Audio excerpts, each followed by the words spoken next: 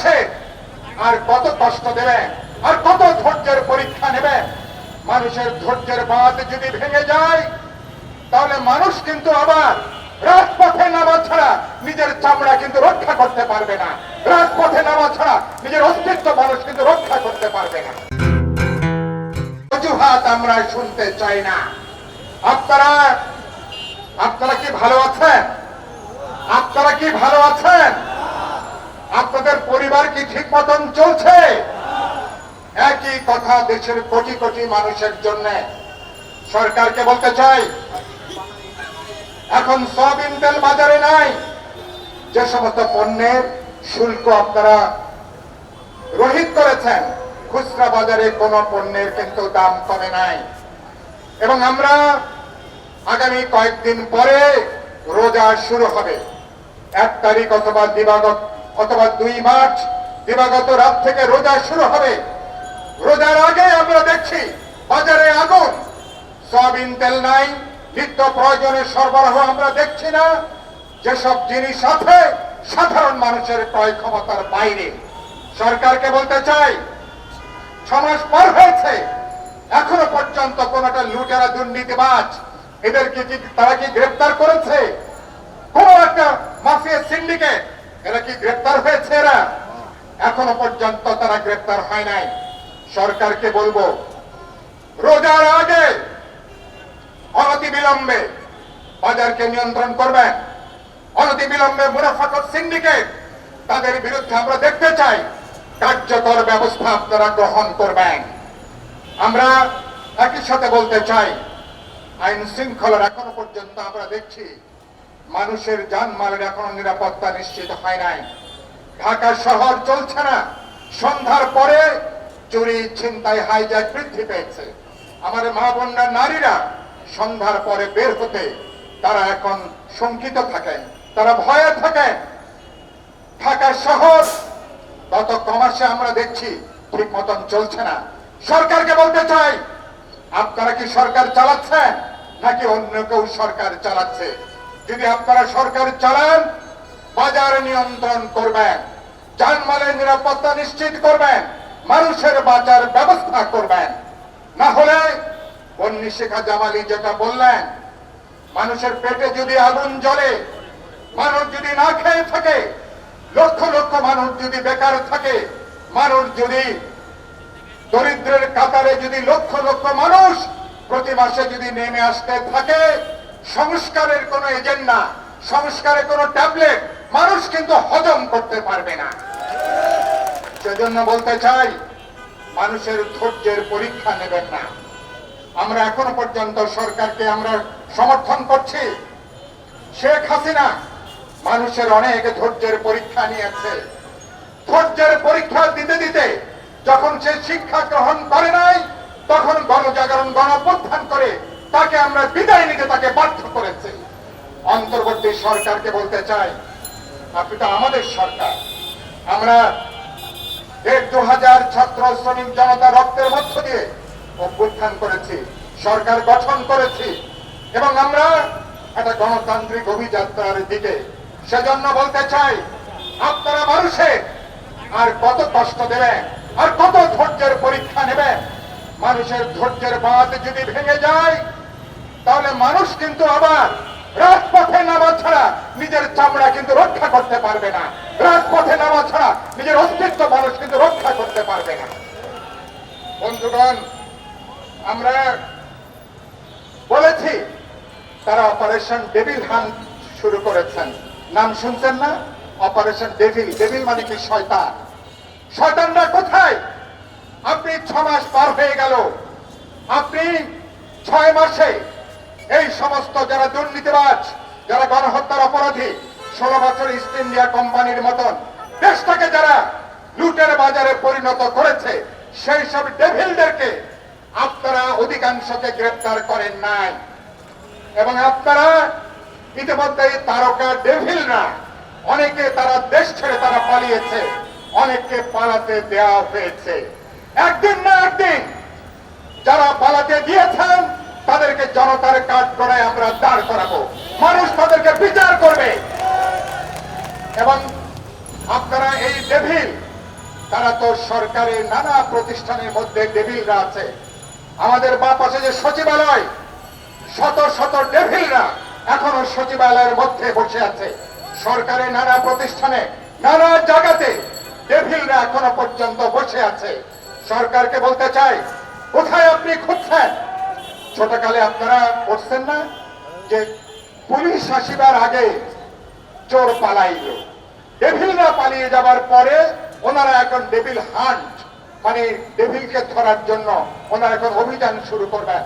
সরকারকে বলতে চাই, এই ডেভিল আপনারা এখনো পর্যন্ত বাজার সিন্ডিকেটের যে ডেভিল তাদের একটাকেও গ্রেফতার করেন নাই।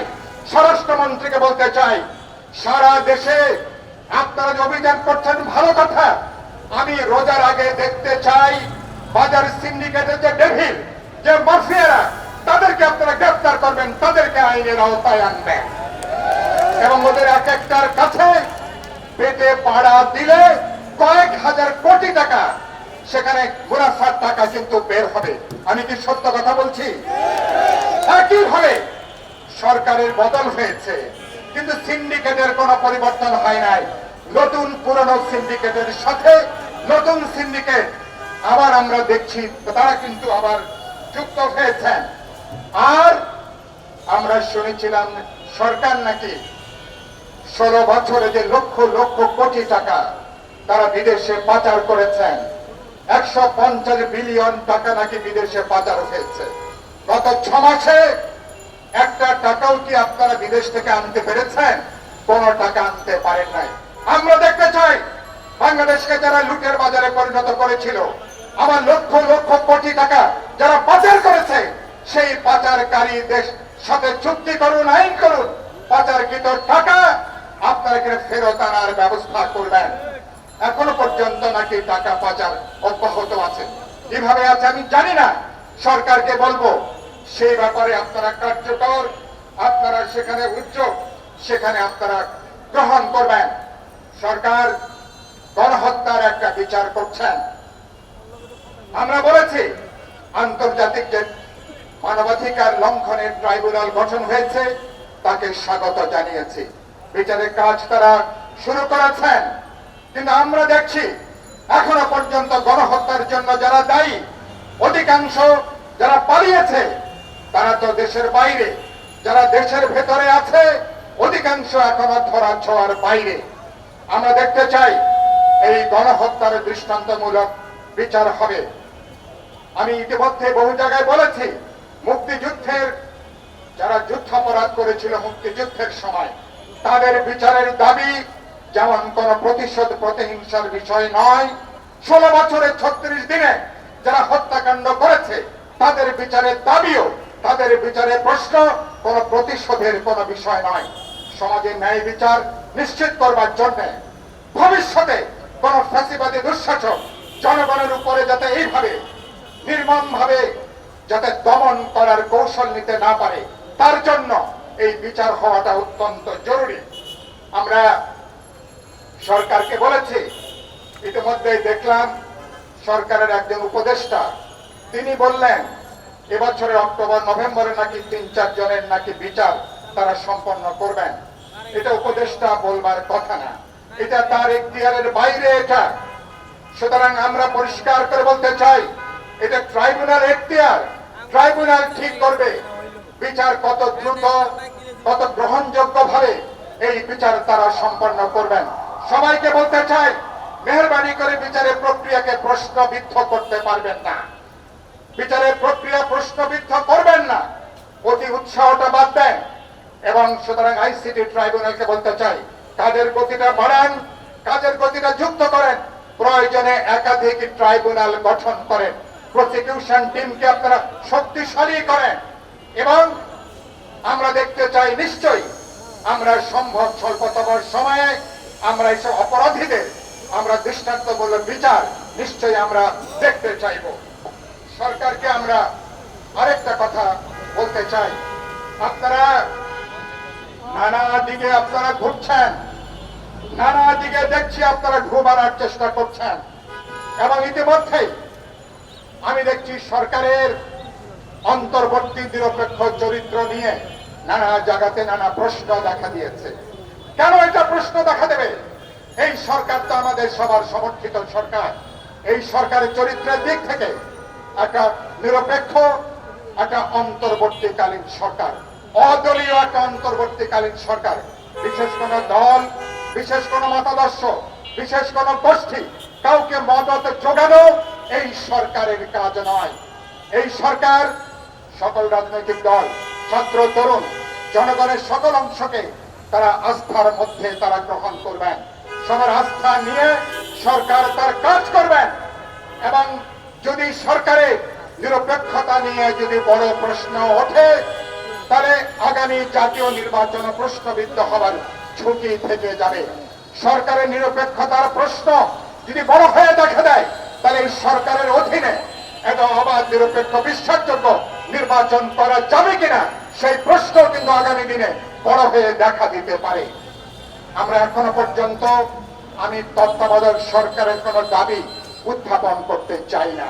আমি বিশ্বাস করতে চাই এই সরকার তারা সিরাতুল মুস্তাকিমে হাঁটবেন, সোজা পথে তারা হাঁটবেন। তাদের তিনটা বড় দাগের কাজ। তাদের একটা কাজ হচ্ছে তারা বিচারের কাজটাকে এগিয়ে নেবেন, প্রাথমিক ভিত্তি প্রদান করবেন। 2 নম্বরের কাজ যেটা আজকে শুরু হয়েছে, সংস্কার নিয়ে আলাপ আলোচনা করবেন।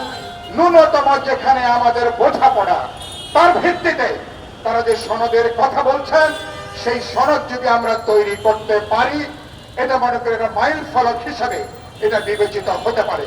এবং তার ভিত্তিতে এবছরের ডিসেম্বরের মধ্যে ত্রয়োদশ জাতীয় সংসদ নির্বাচনের আপনারা আয়োজন করবেন।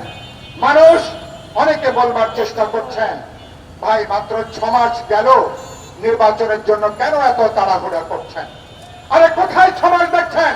16 বছর ধরে এদের সাথে মানুষ ভোট দিতে পারে নাই। আপনারা কি ভোট দিতে পারছিলেন গত 16 বছরে? গত 16 বছর এদেশের মানুষ ভোটাধিকার কি সেটা ভুলেই গেছে। শেখ হাসিনা ভোটের আয়োজন করেছে, মাগার ভোটটাকে সে পুরোপুরি একটা তামাশায় পর্যবেসিত করেছিল। মানুষ, আমরা আমাদের ভোটের অধিকার চাই, গণতান্ত্রিক অধিকার চাই। একই সাথে বলতে চাই, পুরনো জমানার আমরা পরিবর্তন চাই। সেজন্য বলেছি রূপান্তর চাই, আমরা গণতান্ত্রিক সংস্কার চাই। সরকারকে বলেছি আপনারা আপনাদের নিরপেক্ষতা নিয়ে যাতে কোনো প্রশ্ন না ওঠে, মেহেরবানি করে সে ব্যাপারে সচেতন থাকবেন। সরকারের নিরপেক্ষতা নিয়ে প্রশ্ন উঠলে এই সরকারের অধীনে আগামী জাতীয় নির্বাচন করা যাবে কিনা এই প্রশ্ন কিন্তু এসে যেতে পারে। সেজন্য সরকারকে বলবো, আপনাদের কাজের জায়গাটা একটু ঠিক রাখবেন। আমরা আপনাদেরকে যে সমর্থন জুগিয়ে যাচ্ছি, আমরা আপনাদেরকে এখনো পর্যন্ত আমরা বুকচি দিয়ে যেভাবে আপনাদেরকে সমর্থন যোগাই, সেই সমর্থন কিন্তু শর্তহীন না। যদি সঠিক রাস্তায় থাকেন, তাহলে আমরা যাতে আপনারা সফল হন, নিশ্চয়ই সে ব্যাপারে আমরা উদ্যোগ নেব। এই সরকারকে আমরা ব্যর্থ করতে চাই না, সরকারকে অকার্যকর করতে চাই না। কেন? কারণ এই সরকার ব্যর্থ হলে এর দায় দায়িত্ব কিছুটা রাজনীতিকদের পড়বে।